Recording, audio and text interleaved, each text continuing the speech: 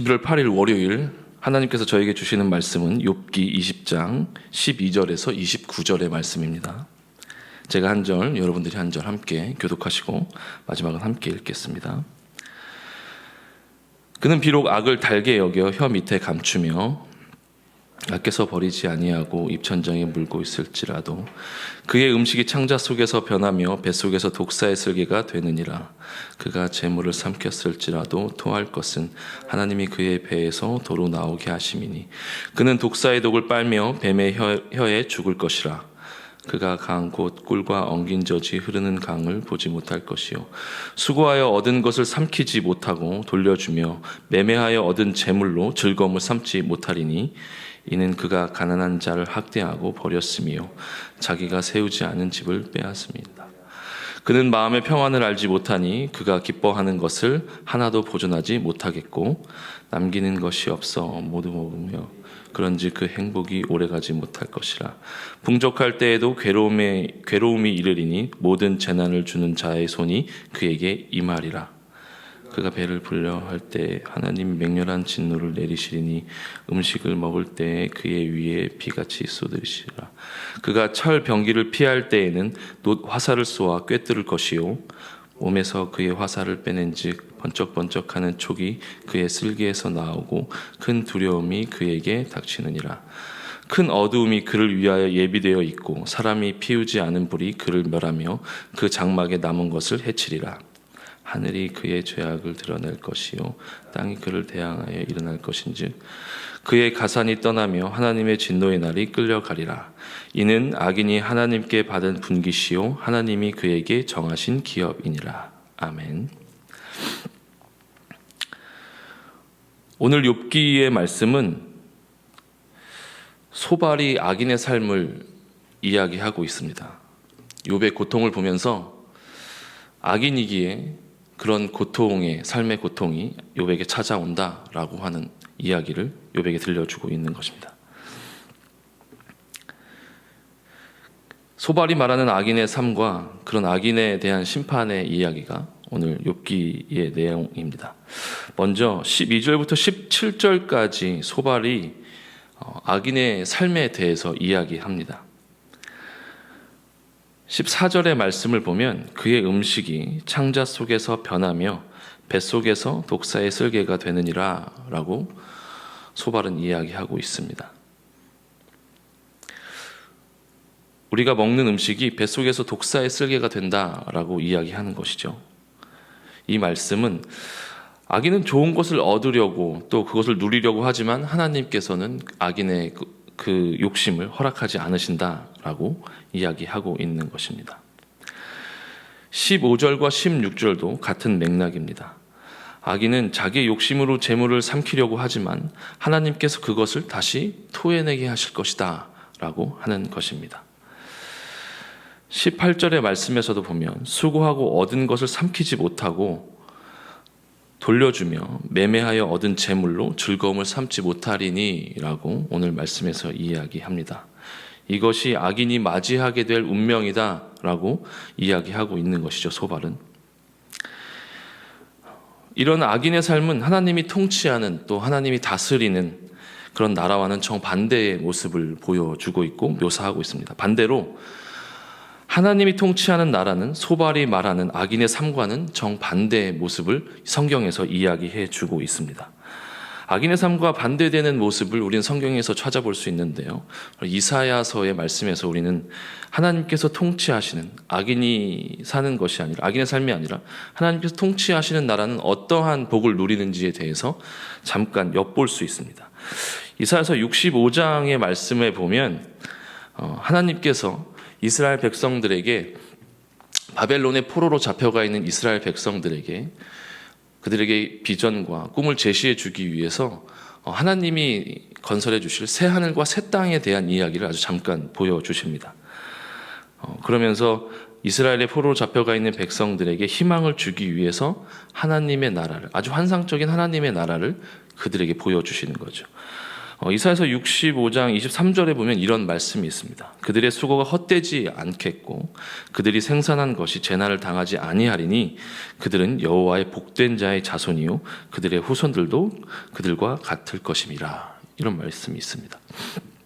아까 소발이 말한 것처럼 너의 수고가 다 헛될 것이다. 네가 너의 수고한 것들을 네가 취하지 못할 것이다 라고 말하는 악인의 삶과는 정반대의 모습이 오늘 이사야서 65장에는 나와 있습니다.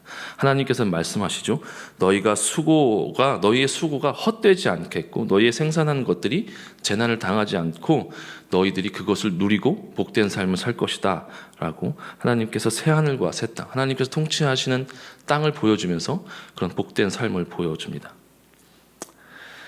욥기의 말씀에서는 자신이 음식을 먹어도 배에서 그것이 독이 될 것이라고 이야기하고 재물을 삼켜도 그것을 다시 토해내게 하실 것이다 라고 이야기하며 수고하여 얻은 것들을 내 소유로 삼지 못하게 만들겠다라고 이야기하십니다.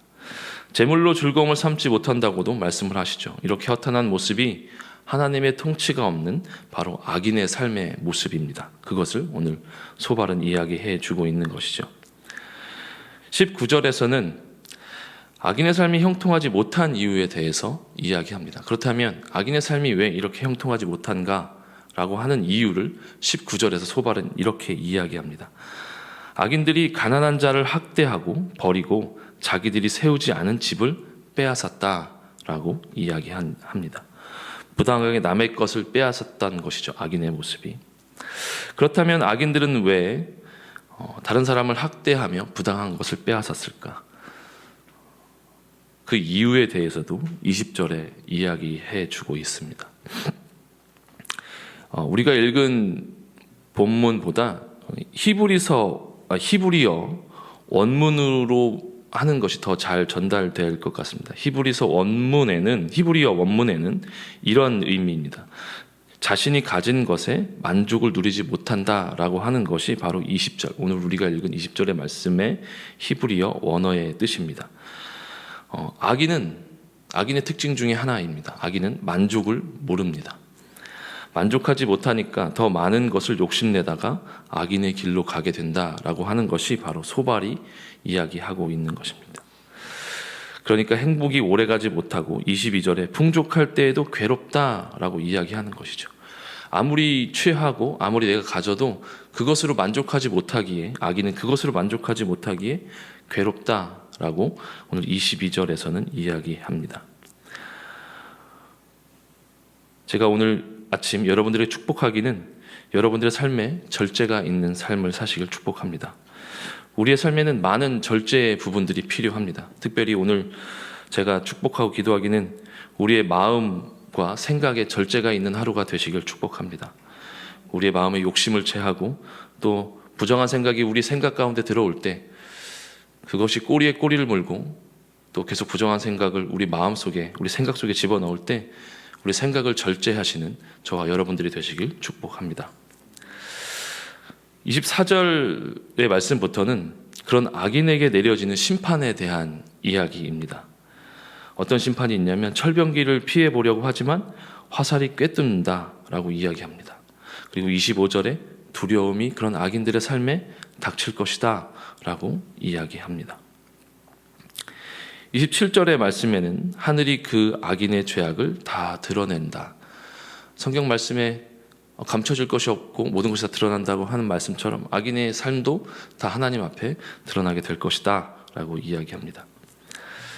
오늘 소발이 욥에게 악인의 삶에 대해서 이야기합니다. 욥이 당하고 있는 고통이 마치 욥이 악인이기에 너의 삶에 그런 고통이 찾아왔다라고 이야기하는 것이죠. 소발의 이야기는 다 맞는 이야기입니다. 그런데 소발이 간과하고 있는 것이 한 가지 있습니다. 바로 고통의 문제가, 사람들의 삶에 찾아오는 고통의 문제가 사람에 속한 것이 아니라 전적으로 하나님께 속한 문제다라고 하는 것을 소발은 간과하고 있습니다. 욥기에 나오는 친구들은 물론이고 욥 자신도 왜 욥이 고난을 당하고 있는지, 왜 자신의 삶에 고난이 찾아왔는지 이 욥기서가 끝날 때까지 그 누구도 알지 못합니다. 욥에게 찾아온 고통은 온전히 하나님만 알고 계십니다. 그 이유에 대해서. 그런데 욥의 친구들은 마치 욥의 고난이 욥이 악인이고 하나님 앞에 잘못 살아왔기에 그런 고난을 당한다라고 이야기하고 단정 짓고 있는 것입니다. 인간의 삶에 찾아오는 고통은 전적으로 하나님의 영역입니다. 그렇기에 우리는 다른 사람의 또 누군가든 아니면 나 자신에게 찾아오는 고통에 대해서 쉽게 이야기해서는 안 될 것입니다. 그리고 고난이라고 하는 문제가 전적으로 하나님께 속한 것이기에 혹시나 우리 가운데 고난 중에 있는 사람이 있다면 사람의 말에 귀를 기우는 것이 아니라 하나님을 바라보며 전적으로 하나님께 의지해야 하는 이유가 바로 그것에 있습니다. 우리의 삶에 찾아오는 고통이 우리의 어떠함이 아니라 하나님께 속해 있는 영역이기 때문입니다. 고난 중에 있을 때 시선을 땅에 두는 것이 아니라 하늘에 두는 저와 여러분들이 되시길 축복합니다. 그리고 하나님의 음성에 귀 기울이고 사람들의 음성에 귀 기울여서 나의 마음속에 하나님을 향해 더 원망하고 하나님을 향해 더 나아가는 것을 방해하는 그런 마음들이 생기지 않고 온전히 하나님께 오늘 하루에 내가 살아가야 할 길을 하나님께 여쭙고 듣는 시간이 되길 또 기도하고 축복하겠습니다. 그럼 함께 기도하도록 하겠습니다.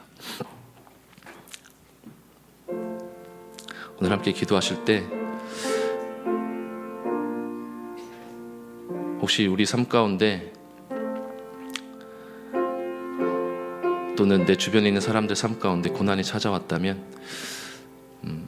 그것이 온전히 전적으로 하나님께 속한 영역이기에 쉽게 그것에 대해 이야기하지 않고 우리 자신 또한 그것을 다른 사람에게 의지하는 것이 아니라 온전히 하나님께 가지고 나아가는 오늘 하루가 되게 해달라고 함께 기도하도록 하겠습니다. 하나님 함께 해주시니 감사합니다. 다른 사람의 고통과 고난을 보며 쉽게 이야기하지 않고 온전히 하나님을 바라볼 수 있도록 도와주시옵소서. 하나님 앞으로 나아가는 저희가 되게 하여 주시옵소서.